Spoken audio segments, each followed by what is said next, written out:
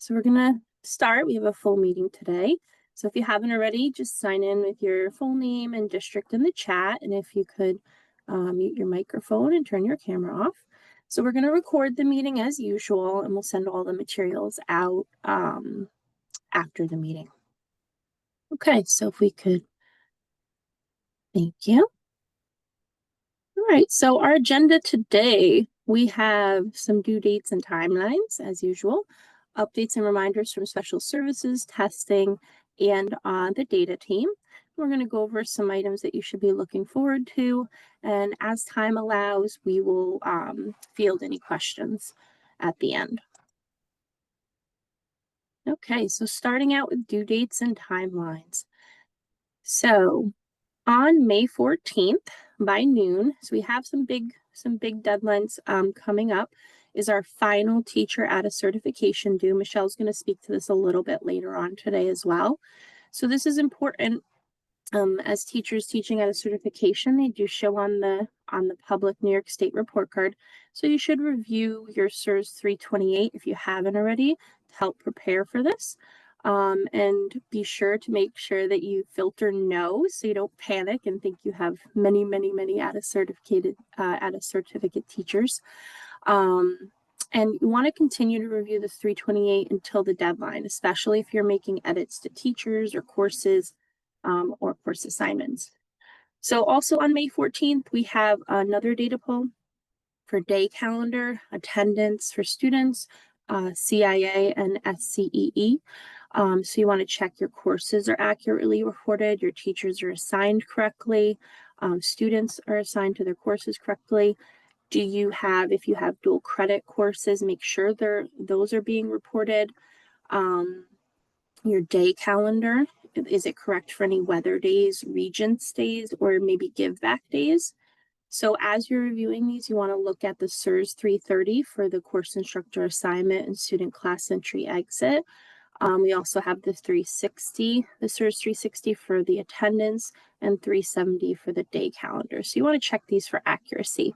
And later on, I'm going to talk about briefly a level 1 report guide that we're going to release to help you with some of these deadlines. So May 28th, we have the summer EBT. Now this is an initial data pull, so you want to start looking at your demographics, make sure the students with FERPL have their correct address and phone number represented and reported, making sure your migrants are reported, enrollment, the FERPL data, if they're homeless or foster care. So those students, you want to make sure they're being reported accurately. And then May 28th, again, this is just our monthly due date for those domains that we see every month. Just a reminder that you should be importing and migrating on that bi-weekly basis per the import schedule for these particular domains. And then on June 4th, it's right around the corner, believe it or not, it's going to come up quick. These are the final deadlines. So we have L and immigrant counts that are due for Title III funding. So money, we want to make sure we get that right? So you're going to check that your Ls have the 0231 L eligibility in an L program. Do all students like that took a NICETEL this year and didn't score commanding, do they have the L programs reported? So you can check ASAP if you have access to that to see that those students are all accounted for. Immigrants. So the immigrants, you want to make sure they have the 8282 immigrant program fact and that they have an accurate home language in demographics, because that is required for immigrant students. And then finally, on June 4th, again, another final due date. So we want to make sure we get that accurate because this is directly related to funding again, is the CSRS 333, the UPK. So check that and make sure that it is accurately updated. And we'll talk a bit about that a little bit more later as well. Okay, so moving on to updates and reminders, we're going to first have our special services. Sarah Liner is going to speak with us about some updates. Good morning. Thank you so much, Sam. So, yes, I have some updates for you today. I'm going to briefly discuss the indicators that we have coming up. As a reminder, we do have our annual indicator workshops. They are being held starting the end of this month through June. So, if you are interested as your role as the DDC to participate in those, there's always some beneficial information for you. Just make sure you're subscribed to our newsletter so you can go ahead and register for those. A reminder, all the deadlines that we have on these next few slides, they are subject to change. They're out of our control. They are per NICEAD, so do keep an eye out for any due dates that may be changing. And then last but not least, we'll just review some of our submission requirements for the SE events.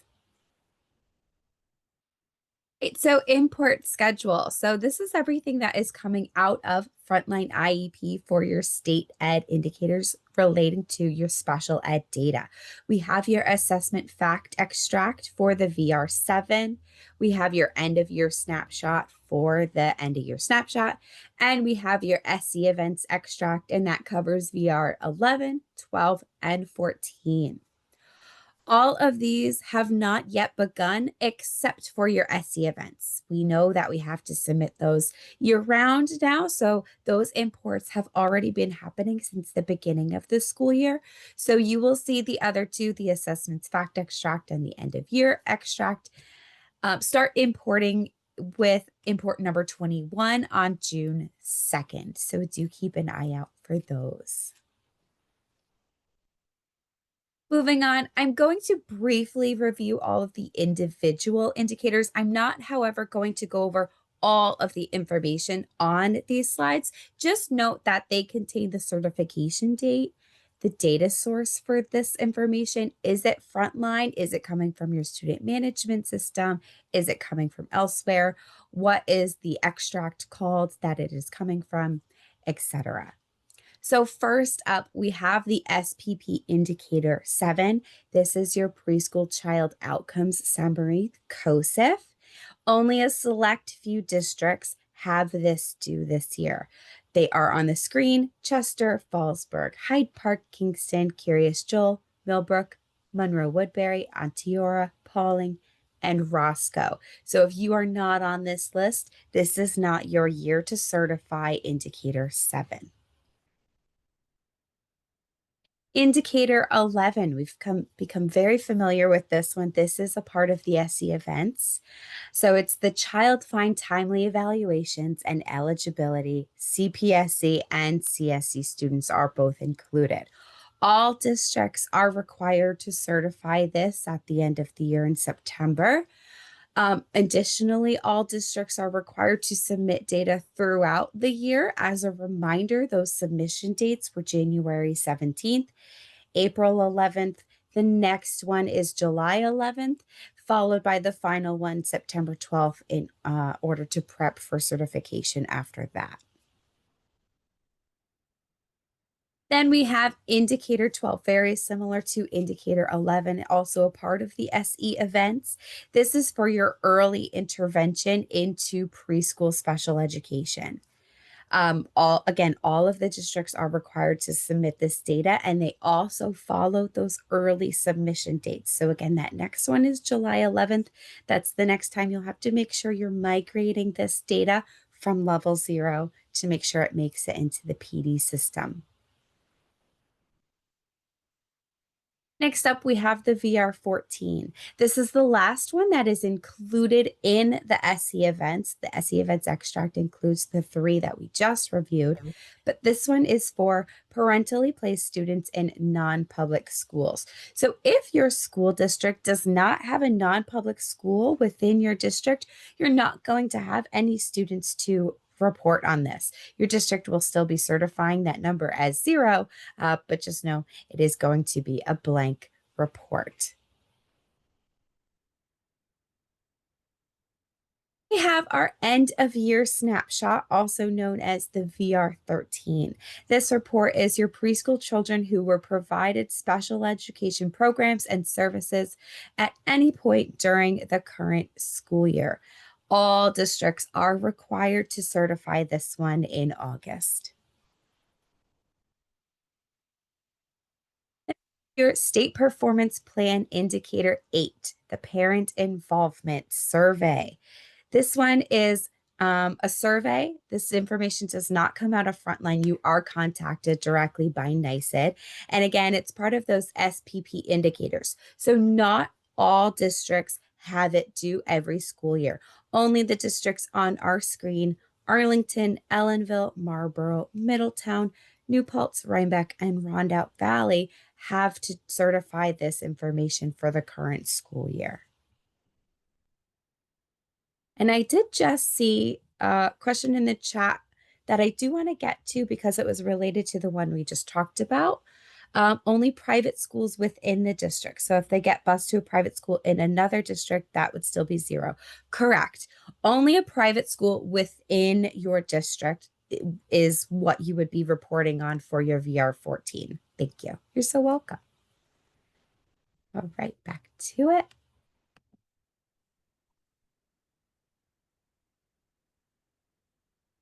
PP indicators 13 and 14. So this is your secondary transition and your preschool outcomes. For students with IEPs, this is a part of that planned indicator. So not all districts have to do this every year, but these ones are done together. So if you have 13 and 14, one of them done, you actually have both of them done. The districts that have to certify this data this year: Livingston Manor, Monticello, Pine Bush, Pine Plains, Walk-Hill, Washingtonville, and Weebatuck. Again, this one is not information coming from Frontline, so you will be contacted directly by a third party to take care of 13 and 14.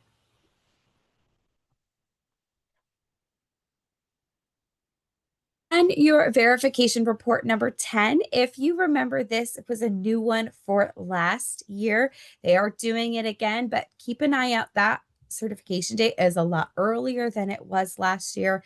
It was only later last year because they were a little bit delayed in announcing it. But this is a verification report that all districts are required to submit and certify. Your suspension data, the PD8. So for full day suspensions for students with disabilities, this does have to be reported. This could come from Frontline. There is a process to make that work, but a lot of our districts also have to manually put that information into the PD system just because it's not held within Frontline. So you will have to discuss amongst yourselves how you guys certify this information and get it to the PD system. This is another one that is required to be certified by all districts. VR16, which is your CEIS data and your CCEIS data. Not all districts are required to report this. Some districts are required if they have been selected by the state as required to use 15% of their IDEA funds for coordinated early intervening services, or a district could voluntarily report this data if they voluntarily use 15% of those IDEA funds for comprehensive coordinated early intervening services. So that is something that your district will know within yourselves. It's not everybody. There's only a few districts each year that have to report this. So you will have to find that out within your district's office. Lastly, just as a reminder, these are all of the certification dates for the indicators that we just recovered. So this is a nice little slide. Maybe you print this one out and keep that for yourself just to reflect back on what is upcoming. We've got August 4th, August 22nd, and September 15th. Those are the big 3. And then moving to the next slide, more important, in my opinion, are your migration deadlines for you guys. These are the last day you have to migrate for the applicable data. So July 31st, that's the last day to migrate for your end of year snapshot, COSIF assessment, your CEIS, CCEIS, and your VRs 15 and 16. August 14th, that's just the last day to migrate demographic and enrollment and program fact information, which is important for later on. And September 4th, that's the last day to migrate your, oops, just realizing I didn't change the year on these. That's the last day to migrate your SC events for your indicator 11, 12, and 14. So do keep the migration deadlines in line as you won't be in mind, as you won't be able to edit information after that. That's sort of your last chance to get it done and ready for certification.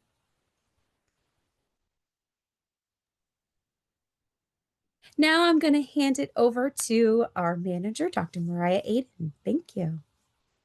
So as is our tradition here, when I come on during the meat and potatoes portion of this, it's never good news. And this one is quite the doozy.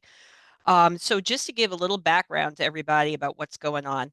So the IDEA Act, which was first passed in 1975, and it got amended a few times, including in the 90s and most recently in 2004, sets a bunch of parameters of state reporting requirements to go to the federal government in order for states to access these funds.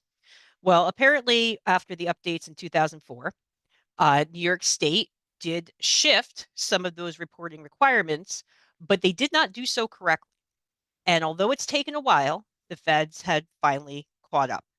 And so in 2021 and 2022, they did an audit. The Office of Special Ed Programs at the U.S. Department of Education did an audit of New York State because consistently for approximately 15 years, the state was failing in the federal uh, looking at the overall data and the movement of special education, while the state itself was only consistently identifying anywhere from 40 to 55 school districts as being problematic. So because of this, the feds conduct an audit from 2021 to 2022, and the results of that audit come out in September of 2023. So they have then spent the last year or so trying to completely revamp the way that they are looking at special education data in the state of New York and coming up with entirely new metrics and criteria in order to go into compliance with the federal government. So because of this, we've gone from the identification of approximately 40 to 55 school districts in New York State to 333 school districts as not quite meeting the IDEA Act requirements. That means about 28 out of 47 of the districts in our region. So if you got letters, most of you got letters, right? I mean, you're in good company. You're not alone. This is happening all across the state of New York right now. So this corrective federal action is the reason why all the VR indicators are now due by everybody all the time. We have heard rumors that PD8 is actually going to be brought into the SURS system next year as well. So that one, we don't have a slide about that yet because we're hearing that from our vendors. We need to hear that officially from New York State, but just be anticipating that. So if we go to the next slide, please. So we have a bunch of links here, all right, that you can use after this if you want to look at how these determinations are being made. There's the guide is very extensive, and it really goes through where all these different data points are coming from. And you'll see that, for example, SPP 9 is coming from SURS and VR3. SPP 11 is coming from SURS and VR 11, right? So increasingly, all this data is not only just coming out of SURS, but it's coming out of those VR reports as well.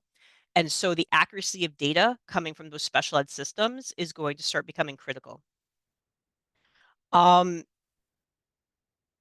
The other issue that I just wanted to highlight is that for the first time, as part of this corrective action as well, they are allowing for folks to what's the word I'm looking for? Go back at the state. Help me out, folks. Appeal. Appeal. Thank you. They're allowing folks to appeal for the first time. The deadline for that is May 23rd, but they're making it highly restrictive, unfortunately. You do have to indicate that the data is inaccurate and why that data is inaccurate.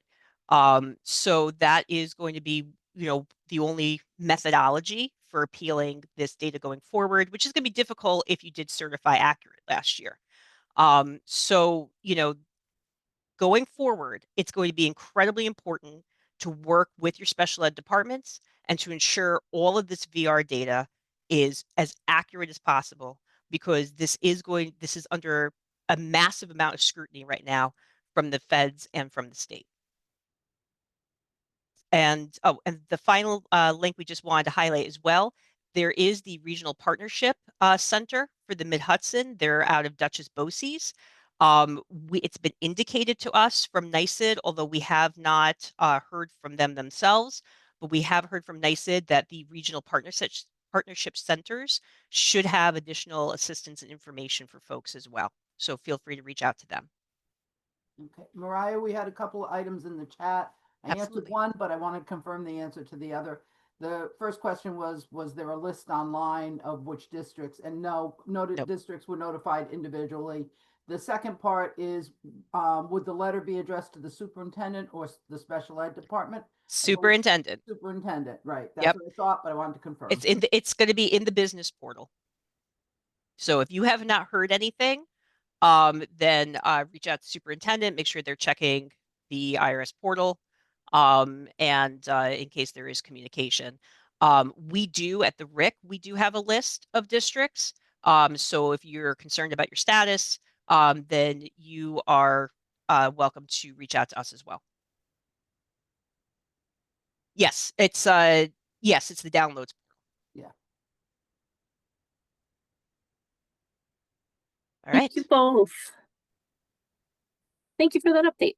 Okay, so we are going to, and this is the link to the special services newsletter as well. So check that out if you haven't.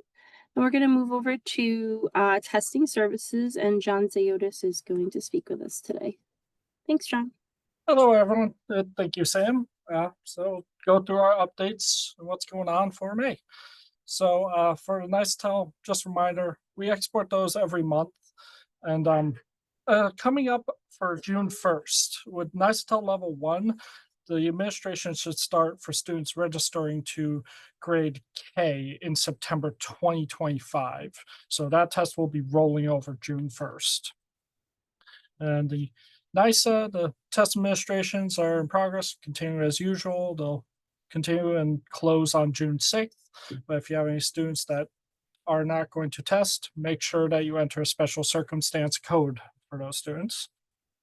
And on to the 3 to 8 standalone field tests. So the level 2 student extract has been pulled.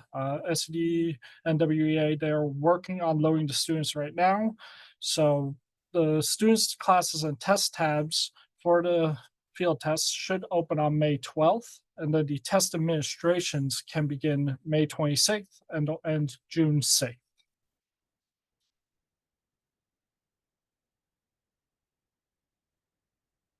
Okay, so here's the big one, the 3 to 8 and NICE slot. Lots going on with that. So all the ELA math, science, and NICE slot sheets have all been delivered. But if you need more sheets, let us know. If you're not seeing something, just reach out.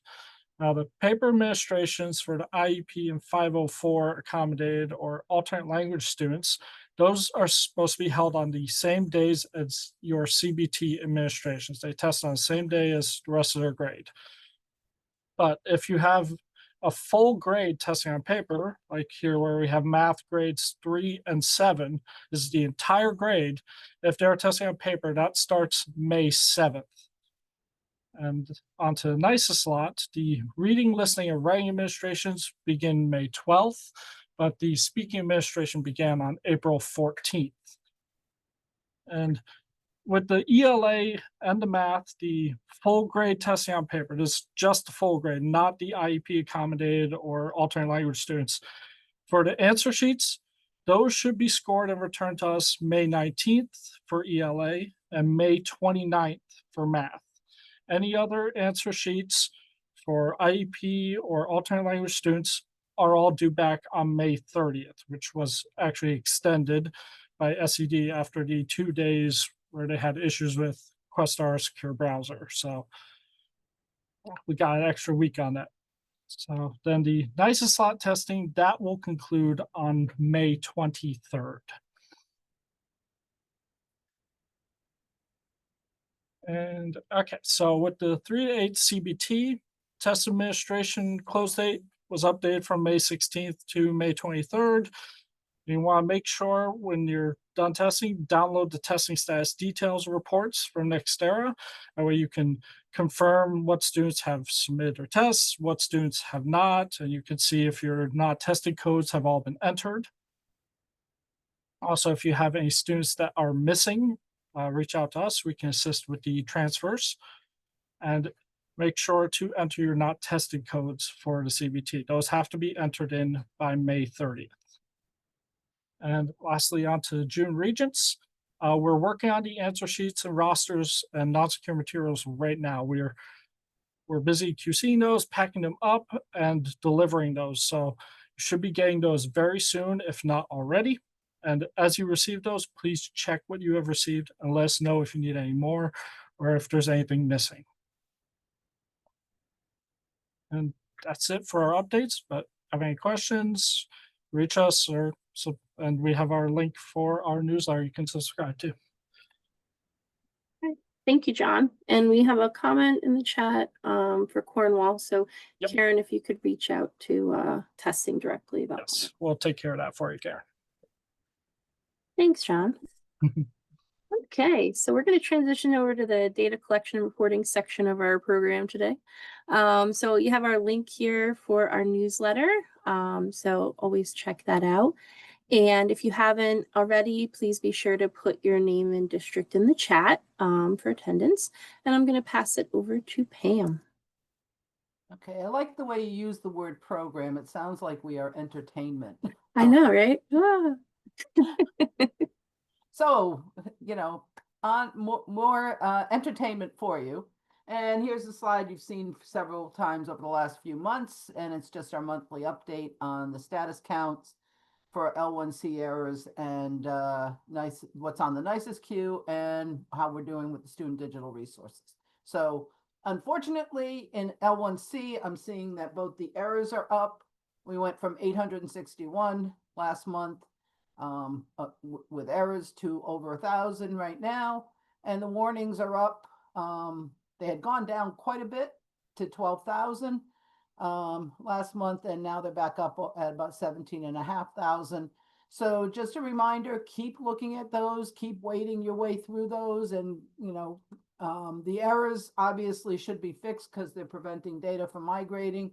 The warnings may or may not be an issue, but if they are something that can be cleaned up, it obviously should be. So please continue to review those. The nicest queue, we had one last month and we have one this month. It's a different one. That's good news. And I won't say who it belongs to, but I'm not unhappy with the number one. But if a student is on that queue, keep in mind that they have not migrated into the data warehouse. So it behooves you to keep an eye on that and update that information as soon as possible. On to student digital resources. It's nice that that number is continuing to creep up a little bit. We've gone from 46 to 48%. Again, it's the right direction. But just remember that some districts individually may be losing ground on this if you're not continuing to report the surveys for newly arriving students, because when you have a newly arriving student, your enrollment count is going to go up, which is going to bump the denominator. And for those of you that remember math class from back in the day, as the denominator goes up, if the numerator stays still, your percentage is going to decrease. So keep continuing to report those. The primary data collection has already been done by SED, but they will continue to collect that data throughout the year. Thanks, Mike. I'm glad you enjoyed my explanation of math. But I do my best. So continue to report, continue to monitor these areas, just to keep your district on track with as clean, and keep your data as clean as possible. So end of this portion of the program. All right, good morning, everyone. We're going to move on to out of certification. As Sam mentioned earlier, that deadline is coming up. It is next week. So I just wanted to offer a few last minute reminders. The first is to check the SIRS 328 up until the date of the pull. NICED will perform a match on the last primary teacher assigned to the course section at the time of the pull. So even if you've reviewed all the information, because this is a dynamic report and is depending upon your imports and migrations, just keep an eye on that and make sure that there are no new additions in terms of out of cert teachers up until the date of the pull. Use the SIRS 329 and the crosswalk. There are links here on the slides to help resolve any issues. Last month, I had introduced the quick reference guide for out of cert, so take a look at that if you have not. And there is a troubleshooting tips section for action steps. There has been some outreach conducted by NICED. They posted some things to the portal. And I know that we had done some limited outreach as well. So just be on the lookout for that if you've seen any of those things to address those issues. I've conducted some out of cert workshops as well. The last of them will be tomorrow. I did have a last minute cancellation in the 10 a.m. to 10:30 a.m. slot. So if anyone is interested in that, that would be first come, first serve, but I will put the link into the chat. And you can sign up for that. You would need to sign up today because it doesn't allow you to book the same day of the session. So I will post that to the chat. So if anybody's interested in having a one-on-one to review your out of cert, you can go ahead and book that session. All right. So moving on.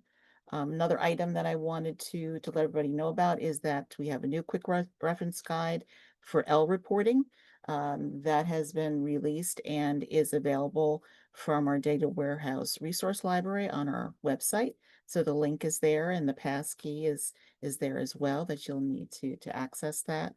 The quick reference guide goes over all the L program services, the L exits and exit codes, and L verification, including how to verify for program participation, how to verify and know when to exit your Ls, and also for Title III allocations. So that report, which is the SIRS 652, is going to be critical as you are working on that June 4th deadline to review for Title III allocations for both L and immigrants. So Sam mentioned that earlier, so I just wanted to again, just give you that report, that SIR 652. That's what you want to be looking at when you're verifying specifically for the Title III allocations.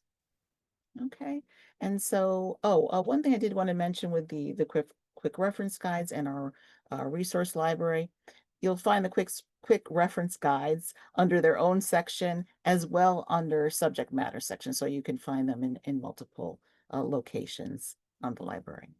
All right, so with that, I'll pass things over to Sam. Thank you, Michelle. Okay, so we're going to pick up with UPK. As I mentioned before, June 4th is the deadline, and I added this slide because I just wanted to make sure there was no confusion. When you look at the SIRS 333, you'll notice here it shows the snapshot date of June 16th. So that's not the deadline. The deadline is truly June 4th. So you want to have all your pre-K data accurate by that June 4th noon deadline. And NICED is going to take the highest count of your pre-K on either Beds Day, as you can see here, October 2nd, 2024 in that screenshot, or on Child Counts Day, which is that March 12th date. So that's what they're going to do for the funding. And this is the final deadline for that data. So just be sure that you're reviewing that SIRS 333. All right, so the next slide is about our level 0 assessments. So I added this because I wanted to see if anybody reports these. So if your LEA reports AP or IB exams, CDOS, LOTE, they can be checkpoint B, pathway, or exempt. sequence for the arts or CTE, and then also CTE assessments that the CTE program providers report.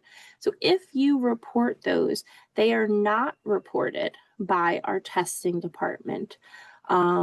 So these have to be put into level 0 to get reported. So the level 0 imports for the assessments, for these assessments, will begin on May 19th. So you want to think about, in your district, is someone set up to add these assessments to your SMS? Can they access the results wherever they need to get them from, like College Board or wherever? And are they a 10-month employee? Because I saw on Facebook, one of my teacher friends, I think they said there's like 6 Mondays left before the end of the school year. So they're already counting down, right? So if you need people to help you put this data in that are 10-month employees, be sure that you're getting that done before they leave the building. And then COSIF, as Sarah mentioned earlier, that also does come in under level 0 assessments, but it's a little different than the ones I just talked about. They're auto imported from Frontline, and those will start on June 2nd. Okay, so again, these are not done by our testing department. All right, so our next topic, every week, as a friendly reminder, we do have our level 0 migration is noon on Wednesdays. So the only exception is when there's like a holiday that affects that deadline, which we will always announce ahead of time. But we definitely recommend migrating by this deadline so that you can view data on level 2 RPT the following Monday or when that particular report updates. So going forward, extensions are only going to be granted on an as-needed basis for deadline weeks. So if it's a deadline week and you need a special extension, definitely contact us in the data warehouse in our email. So just try to plan accordingly. We understand things do happen sometimes, but just plan accordingly so that you can meet that Wednesday at noon deadline. Okay. And next we have the level 1 report, guys, I mentioned briefly before. So we are still in the process of revamping a lot of these guides and creating new ones. So this month we have 3, and these particular guides are going to help you with these upcoming data pulls that we've talked a lot about today, right?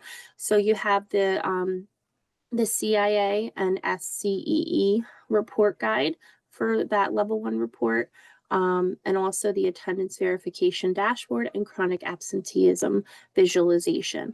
So all these guides, they're in PDF, so you can use Control F to find data that you need. But we'll be updating more guides and releasing them on a monthly basis. And in them, there are level 1 pro tips,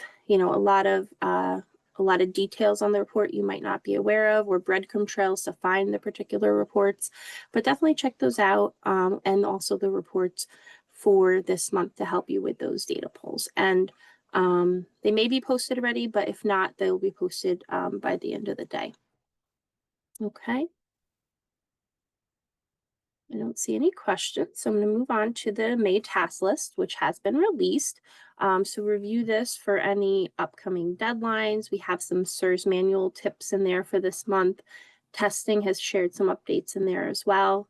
And there are also reports to review on level 0, 1, and 2 for this month, and then also on a monthly basis. So if you're someone that's wondering, like, what should I be working on right now, this is a good place to start. So you can see at that link there, you'll be able to review that. And May is a good time to clean up this data before, like I said, those 10-month staff, if you need their help, before they leave for the summer. Okay, so we're going to go on and to our looking ahead section. So this will help you stay on track. So with the end of year tutorial, we're asking for your real life scenarios. So we're looking for some feedback from you. We want to know what are some of the most challenging end of year items or questions you may have had in prior years. So if you're a seasoned DDC, think back to like your very first end of year verification. What was confusing? What were some sticking points or challenges you might have come across?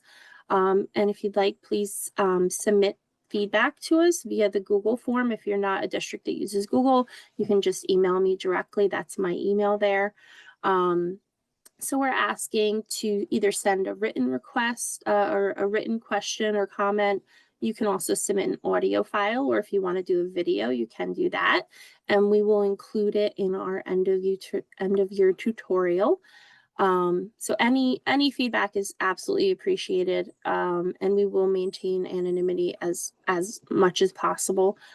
If it's a video, obviously, if I see your face, you know, I won't be able to blur that. But if you submit anything, just redact any PII so that that's not shared across the board. And I did want to also say this does not replace any end of year questions you might have for the help desk.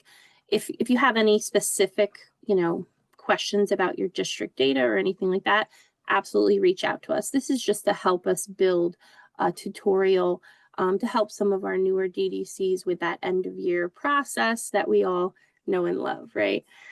Okay, so with that, I'm going to pass it over to Michelle. Hey, thank you, Sam. Thank you. All right, so we're just going to talk a little bit about staff eval reporting. It's early, I know, in the process, but just to kind of set the stage here, and then we can update as needed.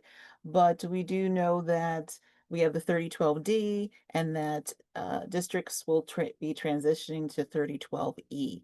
So far what we've heard from SED is that all LEAs should still be operating under 3012D for the 24-25 school year.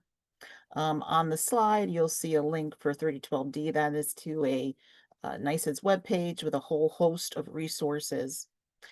So please check that out, including the important dates. That's one of the resources, but we'll get to that in just a moment. One note that I did want to make in terms of reporting, all the reporting and the collection process for 3012D remains the same, except for change in the coding. With the overall rating codes, that was OCR 01 to OCR 04. They've taken out the C, so it's going to be OR 01 to OR 04. So I wanted to bring that to your attention so that you knew that they made that change in terms of reporting. There is a link there to an important dates document, and some of those dates are listed below. The first one there, the June 2nd to August 29th, that is the Educator Evaluation Implementation Certification Form, which must be completed by the superintendent and board president. This has been part of the process for the last several years. This form is accessed and submitted through the SED monitoring and vendor performance system on NYSED's business portal. And then once it's received, the commissioner has to approve that documentation that says that the school district has fully implemented their APPR plan under 3012D. So that is something that starts June 2nd, runs through August 29th, and that's when the district needs to complete that form. I did put the due dates for staff eval in terms of when the data is due, and that's October 22nd. And when the certification form is due, that's going to be October 31st. Just to note that that's, you know, like a week out from where it usually is. They did push that deadline out a week this year so that it would not conflict with the Indigenous Peoples Day holiday. So just a couple of things to note there. So in terms of 3012E, just again, in future school years, LEAs must adopt a New York STEPS plan. That's what the 3012E is called, which is for the New York State Standards-Based Educator Evaluation Professional Support System.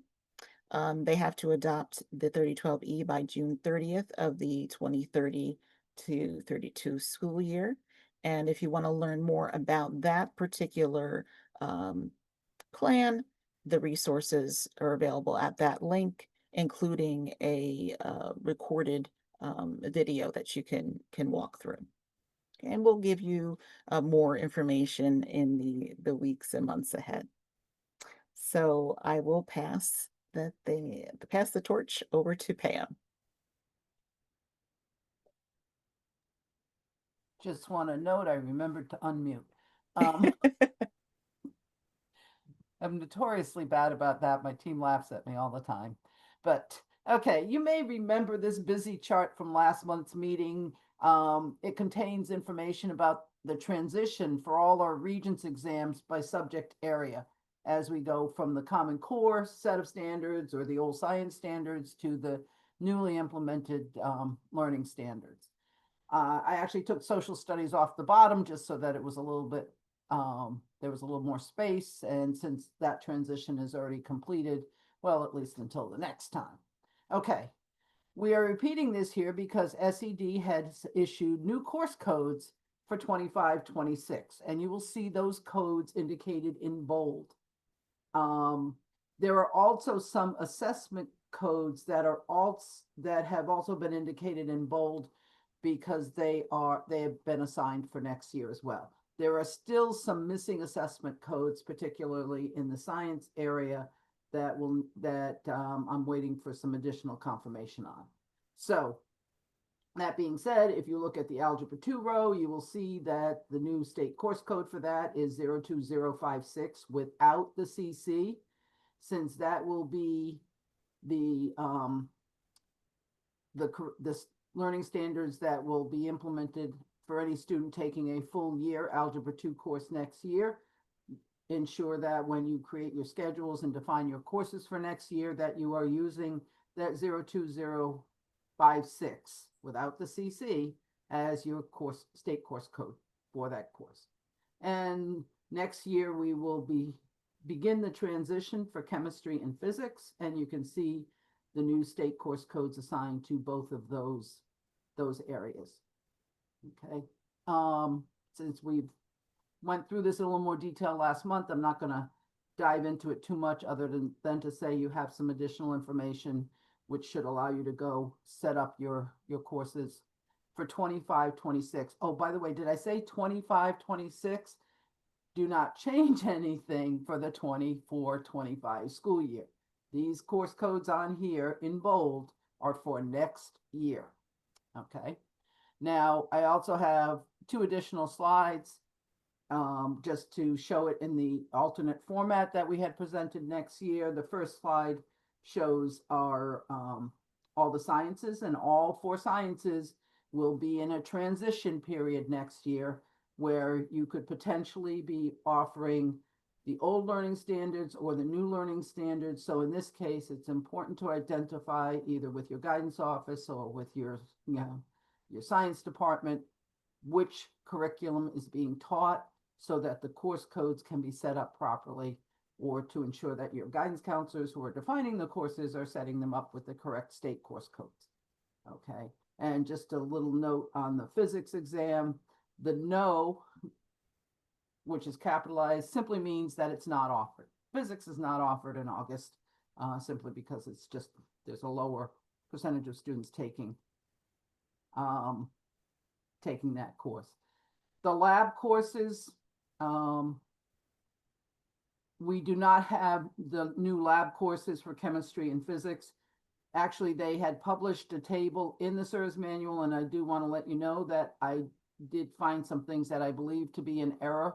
So I would not put in the lab codes for chemistry or physics yet for next year.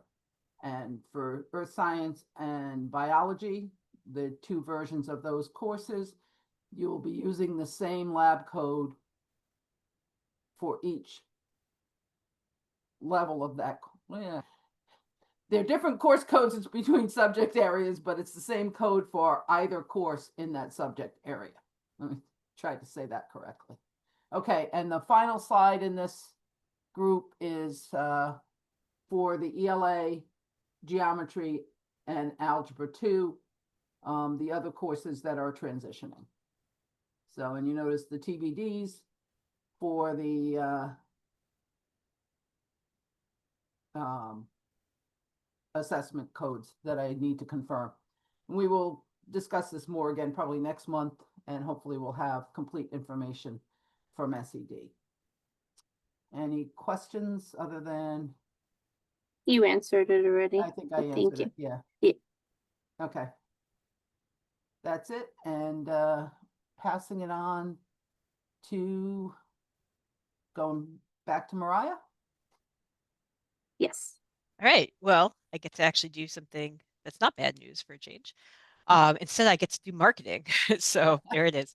All right. Mentoring program. For those of you who might be looking at retirement coming up, and maybe there's going to be somebody else moving into a data role at your district who's new to the game, we do have a mentoring program. Please feel free to reach out to me and I can send you materials for that. And it's a great program. We spend an entire year hand-holding new people through the data reporting process. We have classes, we have cohorts, so that way you have start building some friends across the region to be able to reach out to. Lots of fun activities. You get assigned your own mentor in order to help you one-on-one, right, as you go through that first year. Because for those of you who are experienced DDCs, you know that first year is a doozy. Very scary for a lot of folks. So if you have any interest, go ahead and there's my email address and you can reach out. Oh, and we have fantastic quotes from folks. So there it is. Don't take our word for it. Getting some additional positive feedback in the chat, so thank you very much. Awesome. Yep, we have quite a few graduates here. And also, we are now offering a registrar boot camp. Share this with your registrars at your districts, particularly, again, if you have new folks coming in. This is just a quick little boot camp. It's 3 days, very intensive. We go through all kinds of best practices, all kinds of legal issues to think about, how to handle weird and unique cases, how to be, create a real process, right? Because a lot of districts do struggle with that. A lot of folks coming into this role. So this is another excellent program that we are now offering. If you have any interest, we have a little scan here, right? We're getting all high tech over here at the Mid-Hudson RIC. So you can scan that. You can email me for more information. All right. Thank you so much. Okay, Tabitha did mention an absolute truism that summer is, especially for folks that have a DDC hat on and a registrar hat, that summer is a busy time. Yes, we understand that, but we're hoping, especially like for somebody new starting up, that they may not be fully geared up yet, that coming to the 3-day camp might We are planning on offering it quarterly. Yeah. So at least that's the objective that we're trying to go towards. We just offered one last week, actually, was the first one. So the summer one just happens to be the next one coming up. Unfortunately, although I agree with you, Tabitha, sometimes, hiring practices of school districts, sometimes that Board of Ed thinks that July 1st is the right time for somebody to start. So, that's how it goes. All right. Thank you so much. Thank you. Okay. So as I mentioned, you will receive the assets and the recording after our meeting. And don't forget to sign up for our June 3rd. It's our last meeting of the 24-25 school year, right? Already, I can't believe it. And we're going to move on. We have a few minutes if there are any questions that weren't asked already. If there's anything like district specific that we're going to have to dig into your data, absolutely email the help desk. But if there's any other burning questions, let me just check the chat here. Oh, great. Thanks, Gabby. Yes, the monthly meetings, I do like them much better as well.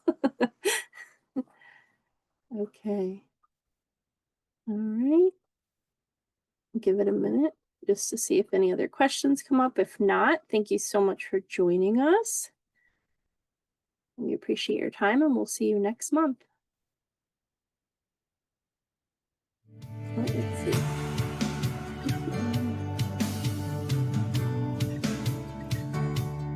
Karen, we're going to reach out to you specifically about that, okay? That sounds good. Yeah, if guidance said it's the first time they ever got anything like that. I used to check over data at my last district like that, so I'm not sure if it's new to them and they just contacted the wrong person or if it's something, a new procedure. Okay. Yeah, I All will right, definitely thanks so much. You follow got up with ladies you. are always Thank you. great. Thanks, Take Karen. Have a care. good day. Bye-bye. Bye-bye, everybody.